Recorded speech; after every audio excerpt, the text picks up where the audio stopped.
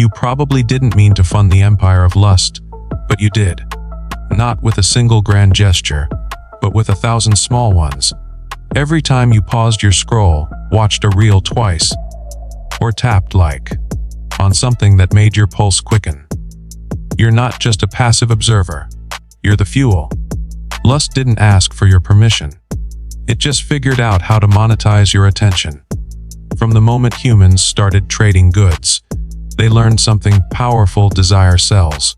The ancient world knew it. Remember that crocodile dung sunscreen from Egypt? Even back then, beauty was marketed as protection, health, and seduction. Fast forward to now, and we've industrialized it. Lust is no longer a whisper in the marketplace. It's a billboard, a subscription service, a curated feed. And you're paying for it in ways you don't even notice. Look closely at the world you live in. Every platform you use is designed to keep you engaged, and nothing hooks like lust.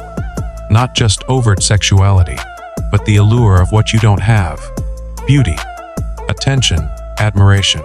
It's subtle, sometimes elegant, often disguised as empowerment or lifestyle. But it's all built on the same foundation: make you want, then sell you the solution.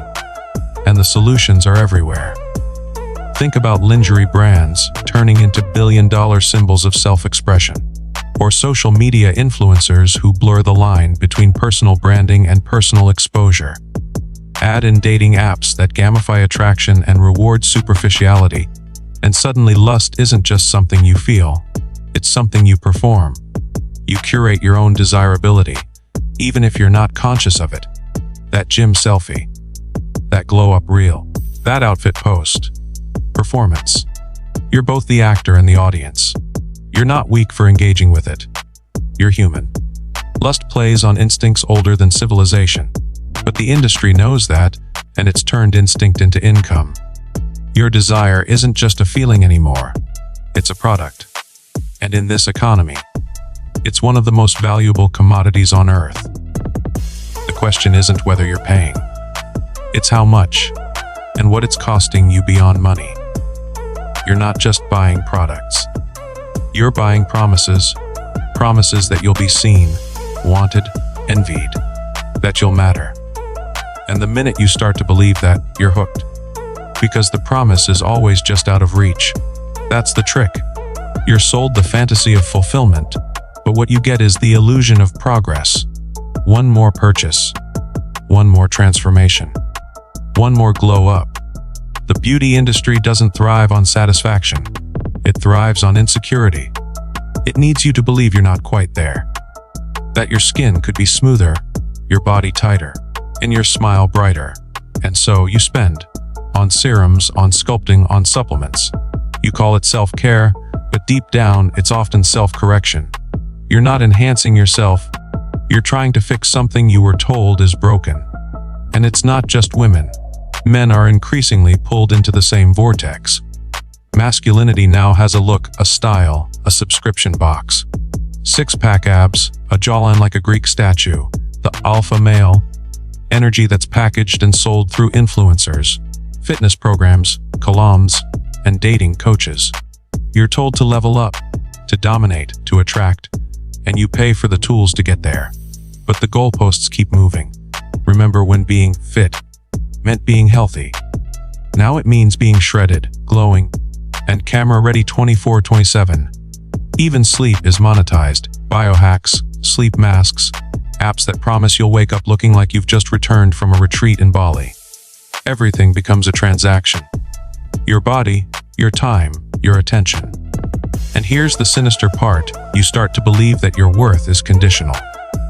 That until you hit some aesthetic milestone, you're not enough. Not worthy of love, attention, or success. That conditioning is no accident. It's strategic. Because people who feel whole don't buy as much, but people who feel almost there, they're gold mines. So you chase the look, the lifestyle, the validation.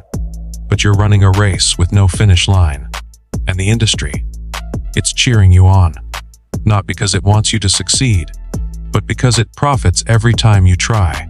That's how lust doesn't just survive, it scales. It grows on your hunger for more. and it counts on you never feeling full. Even connection has a price tag now. You used to fall in love over time, glances, conversations, shared moments. Now, you swipe. You scroll through a digital menu of faces, curated and filtered, designed to spark instant attraction. But what you're really doing is commodifying people, reducing them to a profile, a photo, a first impression. Lust has turned human connection into a marketplace. You think you're in control of it, but the truth is, the apps are. They're not designed to help you find love. They're designed to keep you engaged. The more you swipe, the more data they collect. The more data they collect, the better they can sell you. Ads, upgrades, even your own preferences. You're not the customer. You're the product. And every time you open the app, you reinforce the idea that attraction is instant, disposable, and transactional. It doesn't stop at dating, either. Social media takes it further. You post a picture, and it gets likes, dopamine hits, validation. But soon, you realize certain posts get more attention than others. The ones where you show more skin, more allure, more fantasy. So you adjust. You curate. You brand yourself. And just like that, you're not just consuming lust. You're performing it. And when you're in a relationship, the pressure doesn't ease. You're still competing, not just with others, but with the ideals set by platforms that never sleep. Perfect couples, perfect dates, perfect intimacy. You start to wonder, is my relationship exciting enough? Are we desirable enough? The standard isn't real closeness anymore, it's optics. And that's a dangerous place to live. Because intimacy isn't built on spectacle, it's built on presence, vulnerability, imperfection. But those things don't trend.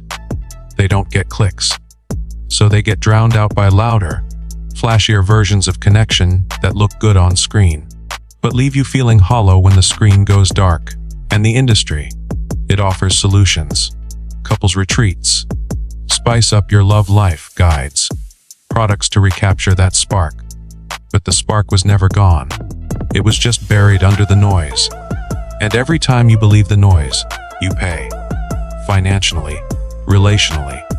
That's the cost of lust dressed up as love. You see the influencers living the life. Designer clothes, exotic vacations, flawless skin under golden light. But behind every perfect photo is a strategy. Behind every spontaneous video is a monetization plan. They know what you want to see, and they give it to you, while selling you something along the way. A product, a lifestyle, a dream. And you buy, not because you need it, but because you want to feel what they seem to feel. It's easy to forget that it's a show, a business, a funnel designed to make you spend. They don't need to say, buy this. They just need to live in a way that makes you want to. You're not just following people, you're following feelings. The feeling of being wanted, the feeling of having it all. And that's the most expensive feeling on earth. Remember that crocodile dung sunscreen? Absurd, yes, but no more absurd than the 300 face serum today that promises to reverse time. The packaging may change, but the pitch stays the same. You're almost enough. Just one more product away. And you believe it, because it's wrapped in the aesthetics of success. Meanwhile, the platforms where all this happens are profiting from your every click. They're not neutral spaces. They are finely tuned machines built to keep you engaged, insecure, and spending. They track what you linger on, what you zoom in to see, what you replay. Then they feed you more of it, not because it's good for you, but because it's good for business. And it's not just about beauty or sex appeal. It's about control. The more they can influence what you value, the more they can dictate what you buy, how you live, and even how you see yourself. That's the real currency of the lust economy, your identity. But you can break the loop. You can decide to see through the illusion, to choose authenticity over aesthetics. You can stop feeding the system that profits from your doubt. Because the moment you stop needing their approval, you stop paying their price. And here's the truth they don't want you to hear: you were never lacking. You were never too plain, too soft, too much, or not enough. You were just targeted. The billion-dollar lust industry isn't built on your flaws. It's built on your belief in them. And every time you question your worth, it wins. But you can turn that around. You can wake up to the game.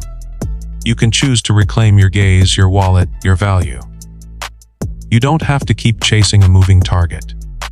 You don't have to keep performing a version of yourself designed to get likes instead of love.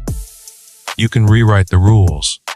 Because once you see how the machine works, how it feeds off your insecurities, how it rebrands desire as a product, how it turns attention into addiction, you stop being a pawn. You start becoming powerful. You don't need to cancel beauty, or attraction, or even ambition. Those things aren't the enemy. The enemy is the lie that you need to earn your worth through them. That you need to look a certain way to be seen. That you need to buy something to be loved. That you need their approval to feel enough. No. You just need to remember who benefits when you forget your own value. You've already paid. Maybe in time, maybe in money, maybe in confidence. But it's not too late to draw the line, to unfollow the noise, to unsubscribe from the hustle for perfection, to stop confusing performance with purpose.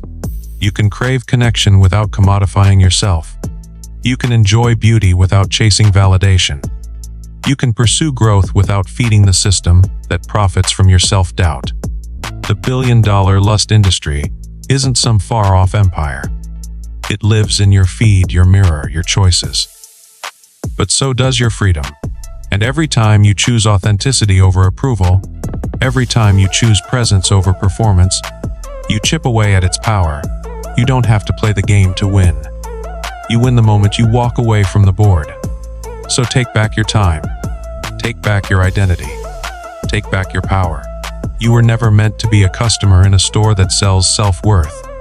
You were meant to be whole, real, unfiltered. And that version of you, that's the one they can't monetize. That's the one who can't be bought, because they've already decided they're enough. And that's the truth that billions of dollars are spent trying to distract you from. But today, you see it, you feel it, and maybe, for the first time in a long time, you believe it. Lust may have built an empire, but you're the one who gets to decide whether it keeps growing, or whether it ends here. You think you've seen it all. Think again. The world is full of secrets, hidden truths, and mind-bending realities waiting to be uncovered. What if everything you believe is just the beginning? Hit subscribe, and let's keep unraveling the mysteries that could change everything.